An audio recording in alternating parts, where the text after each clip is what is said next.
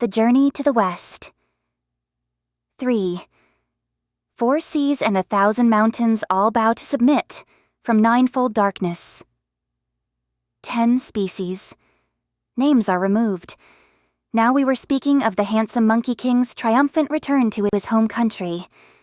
After slaying the monstrous King of Havoc and wresting from him his huge scimitar, he practiced daily with the little monkeys the art of war, teaching them how to sharpen bamboos for making spears, file wood for making swords, arrange flags and banners, go on patrol, advance or retreat, and pitch camp. For a long time he played thus with them. Suddenly he grew quiet and sat down, thinking out loud to himself. The game we are playing here may turn out to be something quite serious. Suppose we disturb the rulers of humans, or of fowls and beasts, and they become offended. Suppose they say that these military exercises of ours are subversive and raise an army to destroy us. How can we meet them with our bamboo spears and wooden swords? We must have sharp swords and fine halberds. But what can be done at this moment? When the monkeys heard this, they were all alarmed. The great king's observation is very sound, they said. But where can we obtain these things? As they were speaking, 4 older monkeys came forward. 2 female monkeys with red buttocks and 2 bareback gibbons. Coming to the front, they said, "Great King, to be furnished with sharp-edged weapons is a very simple matter." "How is it simple?" asked Wukong. The 4 monkeys replied, "East of our mountain, across 200 miles of water, is the boundary of the Elyra country. In that country, there is a king who has numberless men and soldiers in his city. And there are bound to be all kinds of metalworks there. If the great king goes there, he can either buy weapons or have them made. Then you can teach us how to use them for the protection of our mountain. And this will be the stratagem for assuring ourselves of perpetuity." When Wukong heard this, he was filled with delight. "Play here, all of you," he said. "Let me make a trip." Dear Monkey King. He quickly performed his cloud somersault and crossed the 200 miles of water in no time. On the other side, he did indeed discover a city with broad streets and huge marketplaces, countless houses and numerous arches. Under the clear sky and bright sun, people were coming and going constantly. Wukong thought to himself, "There must be ready-made weapons around here, but going down there to buy a few pieces from them is not as good a bargain as acquiring them by magic." He therefore made the magic sign and recited a spell. Facing the ground on the southwest, he took a deep breath and then blew it out. At once it became a mighty wind, hurtling pebbles and rocks through the air. It was truly terrifying. Thick clouds in vast formation moved o'er the world. Black fog and dusky vapor darkened the earth. Waves churned in seas and rivers, affrighting fishes and crabs. Boughs broke in mountain forests. Wolves and tigers taking flight. Traders and merchants were gone from stores and shops.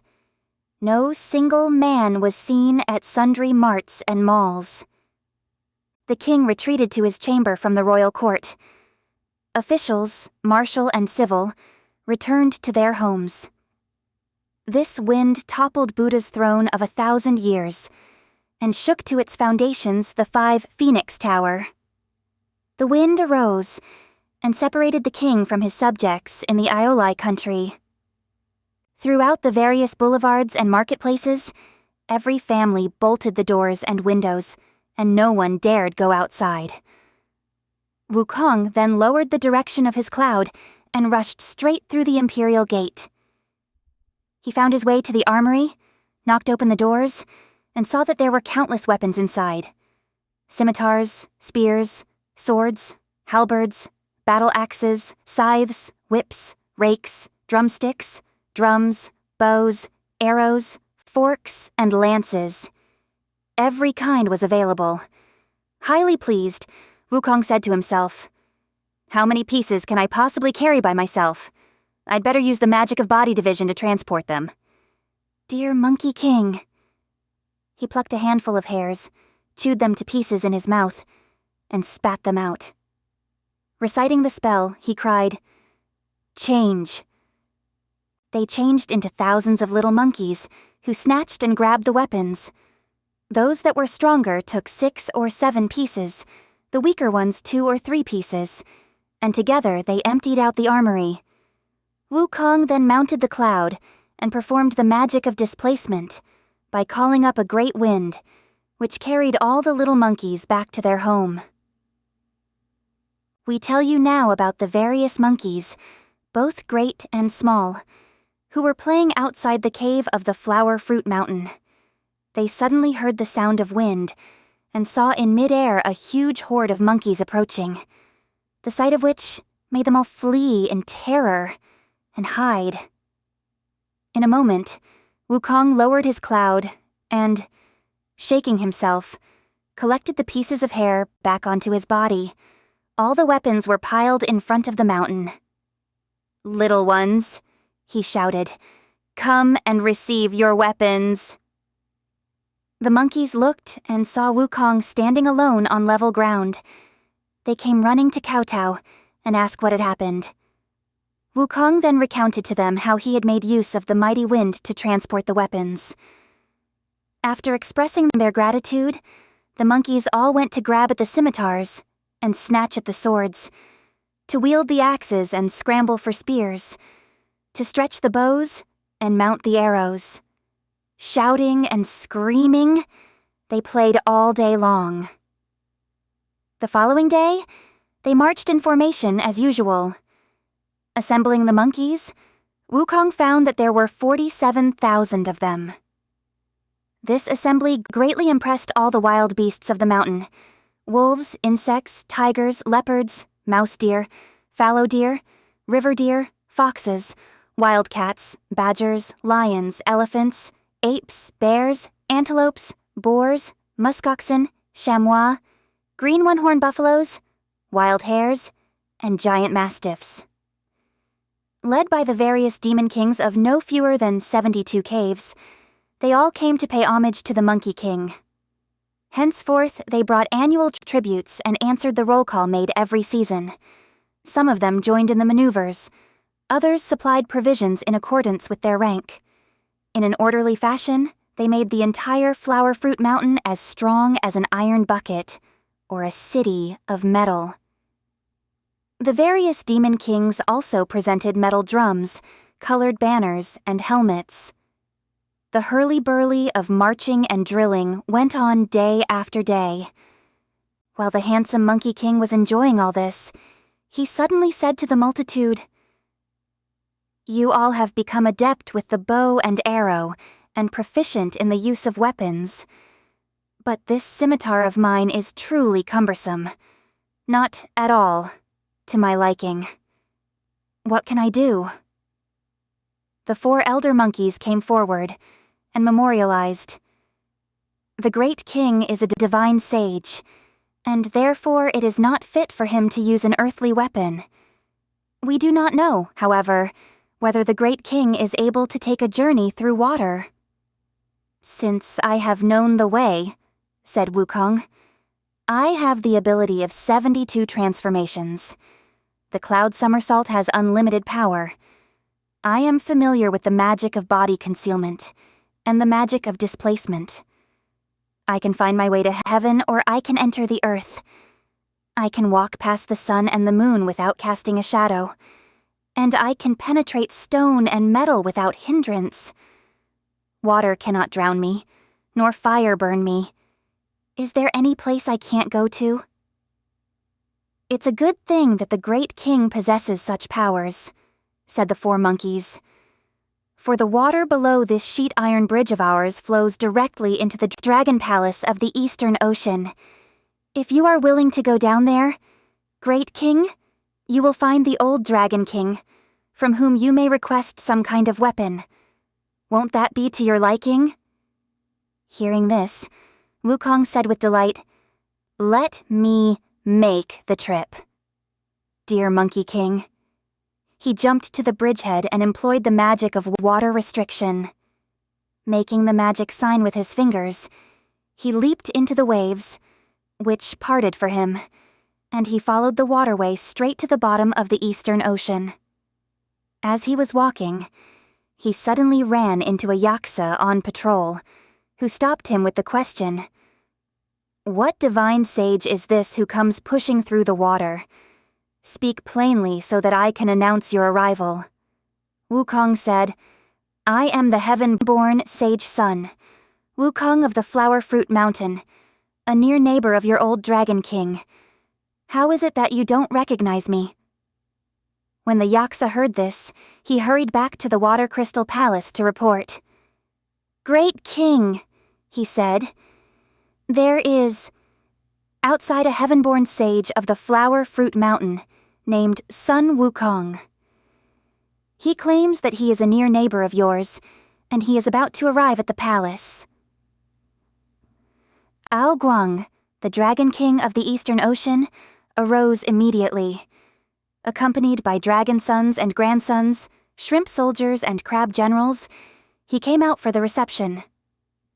"High Immortal," he said, "please come in." They went into the palace for proper introduction, and after offering Wukong the honored seat and tea, the king asked, "When did the High Immortal become accomplished in the way, and what kind of divine magic did he receive?" Wukong said, "Since the time of my birth, I have left the family to practice self-cultivation. I have now acquired a birthless and deathless body. Recently, I have been teaching my children how to protect our mountain cave. But unfortunately, I am without an appropriate weapon. I have heard that my noble neighbor, who has long enjoyed living in this green jade palace and its shell portals, must have many divine weapons to spare. I came specifically to ask for one of them." When the Dragon King heard this, he could hardly refuse. So he ordered a perch commander to bring out a long-handled scimitar, and presented it to his visitor. "Old monkey doesn't know how to use a scimitar," said Wukong. "I beg you to give me something else." The Dragon King then commanded a whiting lieutenant together with an eel porter to carry out a 9-pronged fork. Jumping down from his seat, Wukong took hold of it and tried a few thrusts. He put it down, saying, "Light. Much too light. And it doesn't suit my hand. I beg you to give me another one." "High Immortal," said the Dragon King, laughing. "Won't you even take a closer look? This fork weighs 3,600 pounds. "It doesn't suit my hand," Wukong said. "It doesn't suit my hand." The Dragon King was becoming rather fearful. He ordered a bream admiral and a carp brigadier to carry out a giant halberd, weighing 7,200 pounds. When he saw this, Wukong ran forward and took hold of it. He tried a few thrusts and parries, and then stuck it in the ground, saying, "It's still light. Much too light." The old Dragon King was completely unnerved. "High Immortal," he said, "there's no weapon in my palace heavier than this halberd." Laughing, Wukong said, "As the old saying goes, who worries about the Dragon King's lacking treasures? Go and look some more, and if you find something I like, I'll offer you a good price." "There really aren't any more here," said the Dragon King. As they were speaking, the Dragon Mother and her daughter slipped out and said, "Great King, we can see that this is definitely not a sage with meager abilities. Inside our ocean treasury is that piece of rare magic iron by which the depth of the heavenly river is fixed. These past few days, the iron has been glowing with a strange and lovely light. Could this be a sign that it should be taken out to meet this sage?" "That," said the Dragon King, was the measure with which the great Yu fixed the depths of rivers and oceans when he conquered the flood. It's a piece of magic iron, but of what use could it be to him? Let's not be concerned with whether he could find any use for it, said the Dragon Mother. Let's give it to him, and he can do whatever he wants with it. The important thing is to get him out of this palace. The old Dragon King agreed and told Wukong the whole story. Take it out and let me see it, said Wukong. Waving his hands, the Dragon King said, We can't move it. We can't even lift it. The High Immortal must go there himself to take a look. Where is it? Asked Wukong. Take me there. The Dragon King accordingly led him to the center of the ocean treasury, where all at once they saw 1,000 shafts of golden light.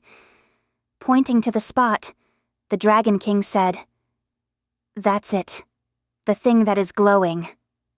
Wukong girded up his clothes and went forward to touch it. It was an iron rod more than 20 feet long and as thick as a barrel.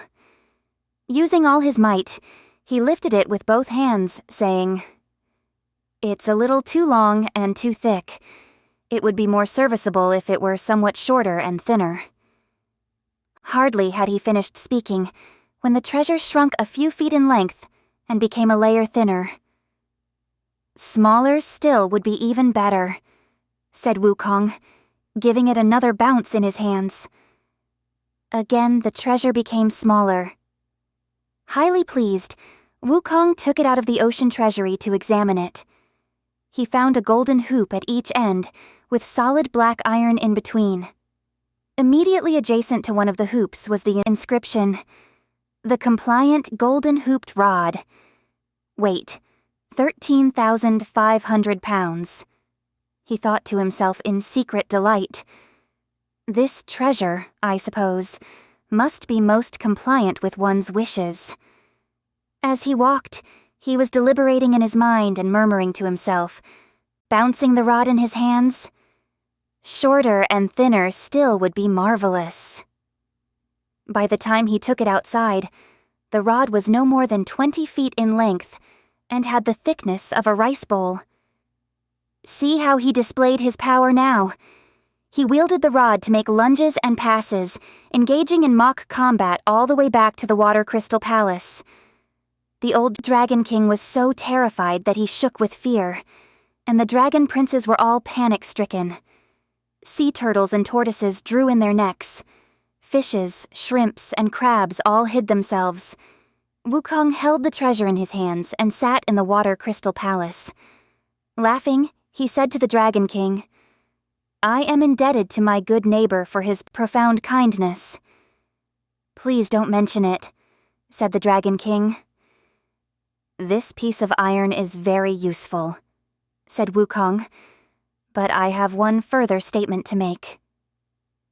What sort of statement does the High Immortal wish to make? Asked the Dragon King. Wukong said, Had there been no such iron, I would have let the matter drop. Now that I have it in my hands, I can see that I am wearing the wrong kind of clothes to go with it. What am I to do? If you have any martial apparel, you might as well give me some too. I would thank you most heartily. This, I confess, is not in my possession, said the Dragon King. Wukong said, A solitary guest will not disturb two hosts. Even if you claim that you don't have any, I shall never walk out of this door. Let the High Immortal take the trouble of going to another ocean, said the Dragon King. He might turn up something there. To visit 3 homes is not as convenient as sitting in one, said Wukong. I beg you to give me one outfit. I really don't have one, said the Dragon King, for if I did, I would have presented it to you. Is that so? Said Wukong. Let me try the iron on you. High Immortal, the Dragon King said nervously. Don't ever raise your hand. Don't ever raise your hand. Let me see whether my brothers have any, and we'll try to give you one." "Where are your honored brothers?" asked Wukong. "They are," said the Dragon King.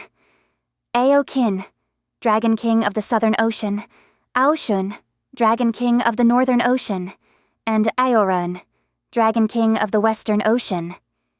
"Old monkey is not going to their places," said Wukong. "For as the common saying goes, 3 in bond can't compete with 2 in hand. I'm merely requesting that you find something casual here and give it to me. That's all." "There's no need for the High Immortal to go anywhere," said the Dragon King.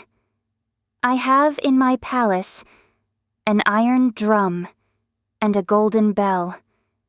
Whenever there is any emergency, we beat the drum and strike the bell, and my brothers are here shortly." "In that case," said Wukong, "go beat the drum and strike the bell." The Turtle General went at once to strike the bell, while the Tortoise Marshal came to beat the drum. Soon after the drum and the bell had sounded, the Dragon Kings of the 3 oceans got the message and arrived promptly, all congregating in the outer courtyard. "Elder brother," said Aokin, "what emergency made you beat the drum and strike the bell?" "Good brother," answered the old dragon, "it's a long story. We have here a certain heaven-born sage from the Flower Fruit Mountain, who came here and claimed to be my near neighbor. He subsequently demanded a weapon. The steel fork I presented he deemed too small, and the halberd I offered too light. Finally, he himself took that piece of rare, divine iron by which the depth of the heavenly river was fixed, and used it for mock combat. He is now sitting in the palace, and also demanding some sort of battle dress. We have none of that here. So we sounded the drum and the bell to invite you all to come. If you happen to have some such outfit, please give it to him so that I can send him out of this door." When Aokin heard this, he was outraged. "Let us brothers call our army together," he said, "and arrest him." "What's wrong with that?" "Don't talk about arresting him." The old dragon said, "Don't talk about arresting him. That piece of iron, a small stroke with it is deadly and a light tap is fatal. The slightest touch will crack the skin, and a small rap will injure the muscles." Aoran, the Dragon King of the Western Ocean, said, "Second elder brother should not raise his hand against him. Let us rather assemble an outfit for him and get him out of this place. We can then present a formal complaint to heaven, and heaven will send its own punishment." "You are right," said Aoshun, the Dragon King of the Northern Ocean. "I have here a pair of cloud-treading shoes the color of lotus root." Aoran, the Dragon King of the Western Ocean, said, "I brought along a cuirass of chainmail made of yellow gold. And I have a cap with erect phoenix plumes made of red gold," said Aokin, the Dragon King of the Southern Ocean. The old Dragon King was delighted and brought them into the Water Crystal Palace to present the gifts. Wukong duly put on the gold cap, the gold cuirass, and cloud-treading shoes, and, wielding his compliant rod, he fought his way out in mock combat, yelling to the dragons, "Sorry to have bothered you." The Dragon Kings of the 4 oceans were outraged, and they consulted together about filing a formal complaint, of which we make no mention here. "Look at that Monkey King." He opened up the waterway and went straight back to the head of the sheet iron bridge. The 4 old monkeys were leading the other monkeys and waiting beside the bridge. They suddenly beheld Wukong leaping out of the waves. There was not a drop of water on his body as he walked onto the bridge, all radiant and golden. The various monkeys were so astonished that they all knelt down, crying, "Great King, what marvels! What marvels!" Beaming broadly, Wukong ascended his high throne and set up the iron rod right in the center. Not knowing any better, the monkeys all came and tried to pick the treasure up. It was rather like a dragonfly attempting to shake an ironwood tree. They could not budge it an inch. Biting their fingers and sticking out their tongues, every one of them said, "Oh, Father, it's so heavy. How did you ever manage to bring it here?" Wukong walked up to the rod, stretched forth his hands, and picked it up. Laughing, he said to them, "Everything has its owner.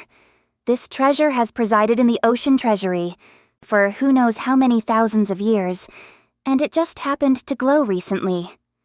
The Dragon King only recognized it as a piece of black iron, though it is also said to be the divine rarity, which fixed the bottom of the heavenly river. All those fellows together could not lift or move it, and they asked me to take it myself. At first, this treasure was more than 20 feet long, and as thick as a barrel. After I struck it once and expressed my feeling that it was too large, it grew smaller. I wanted it smaller still, and again it grew smaller. For a third time I commanded it, and it grew smaller still. When I looked at it in the light, it had on it the inscription, "The Compliant Golden Hooped Rod. Weight, 13,500 pounds. Stand aside, all of you. Let me ask it to go through some more transformations." He held the treasure in his hands and called out, "Smaller, smaller, smaller." And at once it shrank to the size of a tiny embroidery needle, small enough to be hidden inside the ear. Awestruck, the monkeys cried, "Great King! Take it out and play with it some more." The Monkey King took it out from his ear and placed it on his palm. "Bigger, bigger, bigger," he shouted, and again it grew to the thickness of a barrel and more than 20 feet long. He became so delighted playing with it that he jumped onto the bridge and walked out of the cave. Grasping the treasure in his hands, he began to perform the magic of cosmic imitation. Bending over, he cried, "Grow," and at once grew to be 10,000 feet tall, with a head like the Tai Mountain and a chest like a rugged peak, eyes like lightning, and a mouth like a blood bowl, and teeth like swords and halberds. The rod in his hands was of such a size that its top reached the 33rd heaven, and its bottom the 18th layer of hell. Tigers, leopards, wolves, and crawling creatures, all the monsters of the mountain and the demon kings of the 72 caves, were so terrified that they kowtowed and paid homage to the Monkey King in fear and trembling. Presently, he revoked his magical appearance and changed the treasure back into a tiny embroidery needle stored in his ear. He returned to the cave dwelling, but the demon kings of the various caves were still frightened, and they continued to come to pay their respects.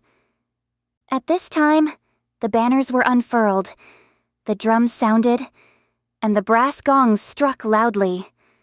A great banquet of 100 delicacies was given, and the cups were filled to overflowing with the fruit of the vines and the juices of the coconut. They drank and feasted for a long time, and they engaged in military exercises as before. The Monkey King made the 4 old monkeys mighty commanders of his troops by appointing the 2 female monkeys with red buttocks as marshals Ma and Lu, and the 2 bareback gibbons as generals, Beng and Ba. The 4 mighty commanders, moreover, were entrusted with all matters concerning fortification, pitching camps, reward, and punishment. Having settled all this, The Monkey King felt completely at ease to soar on the clouds and ride the mist, to tour the 4 seas, and disport himself in 1,000 mountains. Displaying his martial skill, he made extensive visits to various heroes and warriors. Performing his magic, he made many good friends. At this time, moreover, he entered into fraternal alliance with 6 other monarchs: the Bull Monster King, the Dragon Monster King, the Garuda Monster King, the Giant Lynx King, the Macaque King, and the Orangutan King. Together with the handsome Monkey King, they formed a fraternal order of 7. Day after day, they discussed civil and military arts, exchanged wine cups and goblets, sang and danced to songs and strings. They gathered in the morning and parted in the evening. There was not a single pleasure that they overlooked, covering a distance of 10,000 miles, as if it were but the span of their own courtyard. As the saying has it, one nod of the head goes farther than 3,000 miles. One twist of the torso covers more than 800. One day, the 4 mighty commanders had been told to prepare a great banquet in their own cave, and the 6 kings were invited to the feast. They killed cows and slaughtered horses. They sacrificed to heaven and earth. The various imps were ordered to dance and sing, and they all drank until they were thoroughly drunk. After sending the 6 kings off, Wukong also rewarded the leaders great and small with gifts. Reclining in the shade of pine trees near the sheet iron bridge, he fell asleep in a moment. The 4 mighty commanders led the crowd to form a protective circle around him, not daring to raise their voices. In his sleep, the handsome Monkey King saw 2 men approach with a summons, with the 3 characters Sun Wukong written on it. They walked up to him, and, without a word, tied him up with a rope and dragged him off. The soul of the handsome Monkey King was reeling from side to side. They reached the edge of a city. The Monkey King was gradually coming to himself when he lifted up his head and suddenly saw above the city an iron sign bearing in large letters the 3 words, Region of Darkness. The handsome Monkey King at once became fully conscious. The Region of Darkness is the abode of Yama, King of Death, he said. Why am I here? Your age in the world of life has come to an end, the 2 men said. The 2 of us were given this summons to arrest you. When the Monkey King heard this, he said, I, Old Monkey himself, have transcended the 3 regions and the 5 phases. Hence, I am no longer under Yama's jurisdiction. Why is he so confused that he wants to arrest me? The 2 summoners paid scant attention. Yanking and pulling, they were determined to haul him inside. Growing angry, the Monkey King whipped out his treasure. One wave of it turned it into the thickness of a rice bowl. He raised his hands once, and the 2 summoners were reduced to hash. He untied the rope, freed his hands, and fought his way into the city, wielding the rod. Bull-headed demons hid in terror, and horse-faced demons fled in every direction. A band of ghost soldiers ran up to the Palace of Darkness, crying, Great kings! Disaster! Disaster! Outside, there's a hairy-faced thunder god fighting his way in. Their report alarmed the 10 kings of the underworld so much that they quickly straightened out their attire and went out to see what was happening. Discovering a fierce and angry figure, they lined up according to their ranks and greeted him with loud voices. High Immortal, tell us your name. High Immortal, tell us your name. I am the heaven-born sage, Sun Wukong from the Water Curtain Cave in the Flower Fruit Mountain, said the Monkey King. What kind of officials are you? We are the Emperors of Darkness, answered the 10 kings, bowing. The 10 kings of the underworld. Tell me each of your names at once, said Wukong, or I'll give you a drubbing. The 10 kings said, "We are King Qingguang, King of the Beginning River, King of the Song Emperor, King of Avenging Ministers, King Yama, King of Equal Ranks, King of the Tai Mountain, King of City Markets, King of the Complete Change, and King of the Turning Wheel." "Since you have all ascended the thrones of kingship," said Wukong, "you should be intelligent beings, responsible in rewards and punishments. Why are you so ignorant of good and evil? Old Monkey has acquired the Tao and attained immortality. I enjoy the same age as heaven, and I have transcended the 3 regions and leapt clear of the 5 phases. Why, then, did you send men to arrest me?" "High Immortal," said the 10 kings, "let your anger subside. There are many people in this world with the same name and surname. Couldn't the summoners have made a mistake?" "Nonsense! Nonsense!" said Wukong. "The proverb says, 'Officials err, clerks err, but the summoner never errs.' Quick, bring out your register of births and deaths, and let me have a look." When the 10 kings heard this, they invited him to go into the palace to see for himself. Holding his compliant rod, Wukong went straight up to the Palace of Darkness, and facing south, sat down in the middle. The 10 kings immediately had the judge in charge of the records bring out his books for examination. The judge, who did not dare tarry, hastened into a side room and brought out 5 or 6 books of documents and the ledgers on the 10 species of living beings. He went through them one by one. Short-haired creatures, furry creatures, winged creatures, crawling creatures, and scaly creatures. But he did not find his name. He then proceeded to the file on monkeys. You see, though this monkey resembled a human being, he was not listed under the names of men. Though he resembled the short-haired creatures, he did not dwell in their kingdoms. Though he resembled other animals, he was not subject to the unicorn. And though he resembled flying creatures, he was not governed by the phoenix. He had, therefore, a separate ledger, which Wukong examined himself. Under the heading Soul 1350, he found the name Sun Wukong recorded, with the description, Heaven-born stone monkey. Age, 342 years. A good end. Wukong said, "I really don't remember my age. All I want is to erase my name. Bring me a brush." The judge hurriedly fetched the brush and soaked it in heavy ink. Wukong took the ledger on monkeys and crossed out all the names he could find in it. Throwing down the ledger, he said, "That ends the account. That ends the account. Now I'm truly not your subject." Brandishing his rod, he fought his way out of the region of darkness. The 10 kings did not dare approach him. They went instead to the Green Cloud Palace to consult the Bodhisattva King Ksitigarbha, and made plans to report the incident to heaven, which does not concern us for the moment.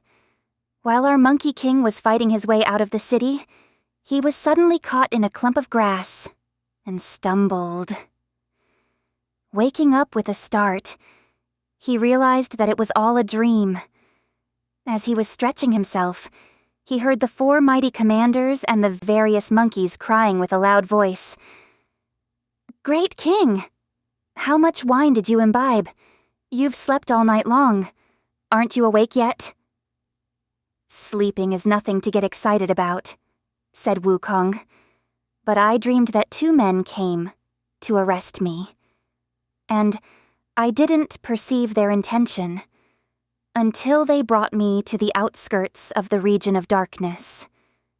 Showing my power, I protested right up to the Palace of Darkness and argued with the 10 kings.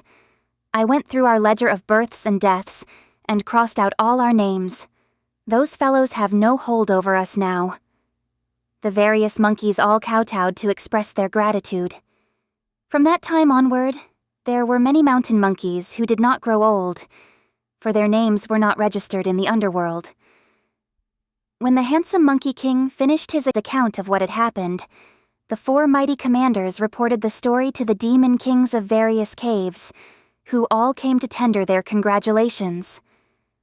Only a few days had passed when the 6 sworn brothers also came to congratulate him, all of them delighted about the cancellation of the names. We shall not elaborate here on their joyful gathering. We shall turn instead to the great benevolent sage of heaven, the celestial Jade Emperor of the most venerable Diva, who was holding court one day in the treasure hall of divine mists, the cloud palace of golden arches. The divine ministers, civil and military, were just gathering for the morning session, when suddenly the Taoist immortal Qiu Hongji announced, "Your Majesty, outside the translucent palace, Aoguang, the Dragon King of the Eastern Ocean, is awaiting your command to present a memorial to the throne." The Jade Emperor gave the order to have him brought forth, and Aoguang was led into the Hall of Divine Mists.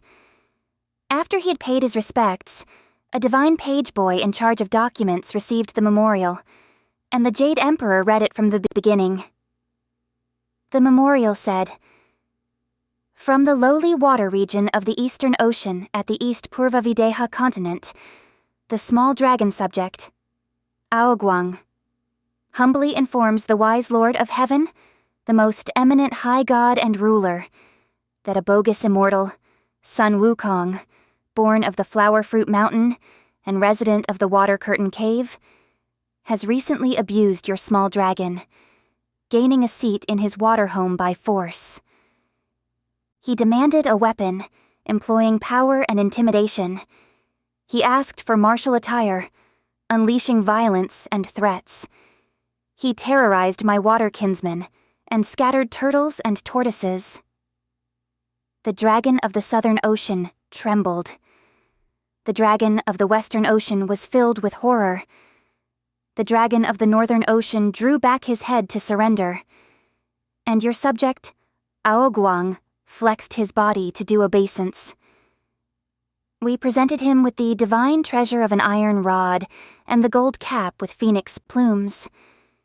Giving him also a chainmail cuirass and cloud-treading shoes, we sent him off courteously. But even then, he was bent on displaying his martial prowess and magical powers, and all he could say to us was, "Sorry to have bothered you. We are indeed no match for him, nor are we able to subdue him. Your subject therefore presents this petition and humbly begs for imperial justice. We earnestly beseech you to dispatch the heavenly host and capture this monster, so that tranquility may be restored to the oceans and prosperity to the lower region. Thus we present this memorial." When the Holy Emperor had finished reading, he gave the command, "Let the dragon god return to the ocean. We shall send our generals to arrest the culprit." The old Dragon King gratefully touched his forehead to the ground and left. From below, the immortal elder Ji, the celestial master, also brought forth the report.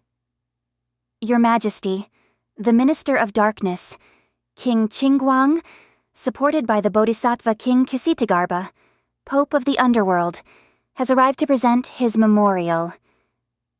The Jade Girl in charge of communication came from the side to receive this document, which the Jade Emperor also read from the beginning. The memorial said, "The region of darkness is the nether region proper to earth. As heaven is for gods and earth for ghosts, so life and death proceed in cyclic succession. Fowls are born and animals die. Male and female, they multiply. Births and transformations. The male begotten of the procreative female. Such is the order of nature, and it cannot be changed. But now appears Sun Wukong, a heaven-born baneful monkey from the Water Curtain Cave in the Flower Fruit Mountain, who practices evil and violence, and resists our proper summons. Exercising magic powers, He utterly defeated the ghostly messengers of ninefold darkness. Exploiting brute force, he terrorized the 10 merciful kings.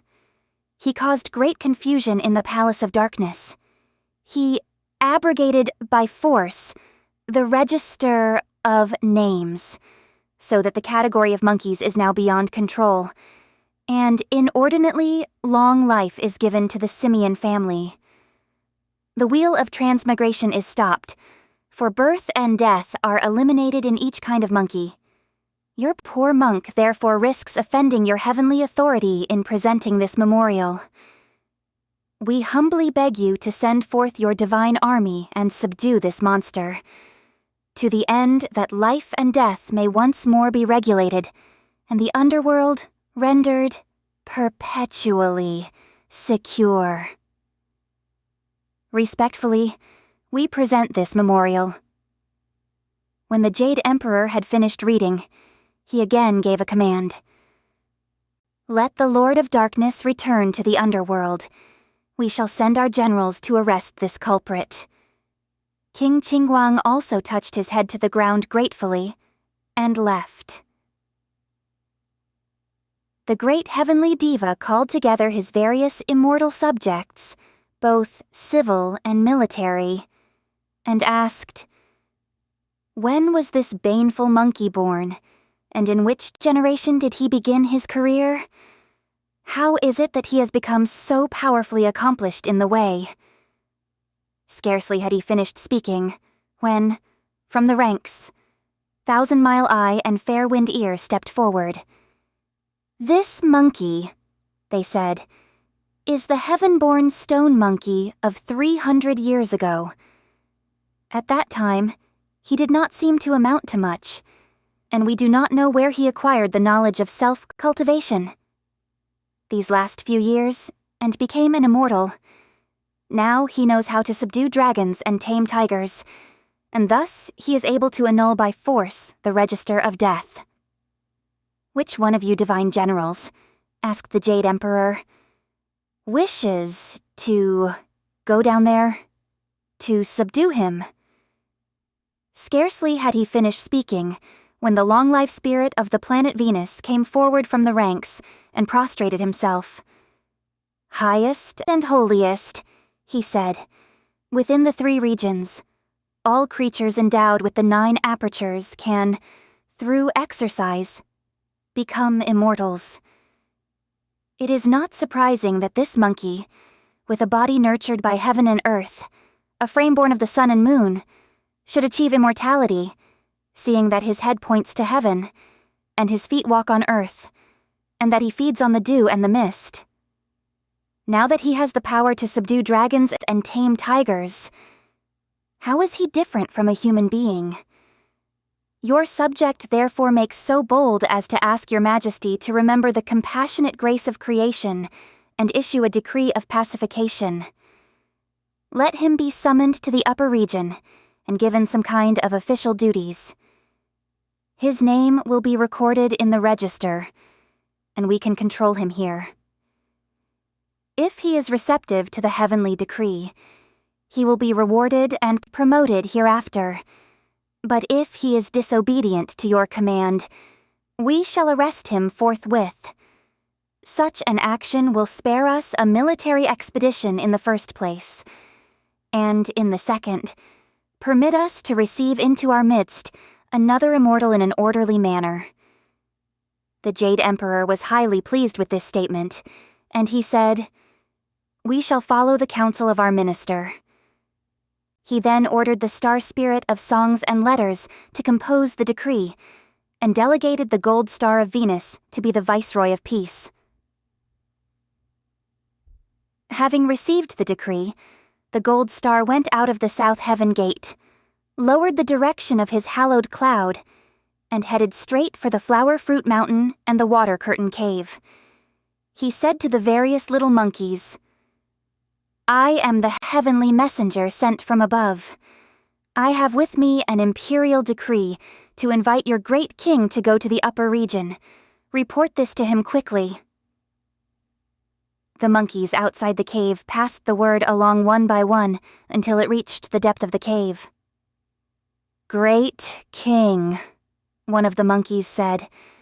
There's an old man outside bearing a document on his back. He says that he is a messenger sent from heaven, and he has an imperial decree of invitation for you. Upon hearing this, the handsome Monkey King was exceedingly pleased. These last 2 days, he said, I was just thinking about taking a little trip to heaven, and the heavenly messenger has already come to invite me. The Monkey King quickly straightened out his attire and went to the door for the reception. The gold star came into the center of the cave and stood still with his face toward the south. I am the gold star of Venus from the west, he said. I came down to Earth, bearing the imperial decree of pacification from the Jade Emperor, and invite you to go to heaven to receive an immortal appointment.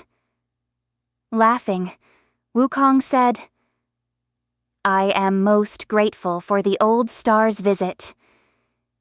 He then gave the order. Little ones, prepare a banquet to entertain our guest. The gold star said, As a bearer of imperial decree, I cannot remain here long. I must ask the great king to go with me at once. After your glorious promotion, we shall have many occasions to converse at our leisure. We are honored by your presence, said Wukong. I am sorry that you have to leave with empty hands. He then called the 4 mighty commanders together for this admonition. Be diligent in teaching and drilling the young ones. Let me go up to heaven to take a look and to see whether I can have you all brought up there too, to live with me. The 4 mighty commanders indicated their obedience. This Monkey King mounted the cloud with the gold star and rose up into the sky. Truly, he ascends the high rank of immortals from the sky. His name's enrolled in cloud columns and treasure scrolls. We do not know what sort of rank or appointment he received. Let's listen to the explanation in the next chapter.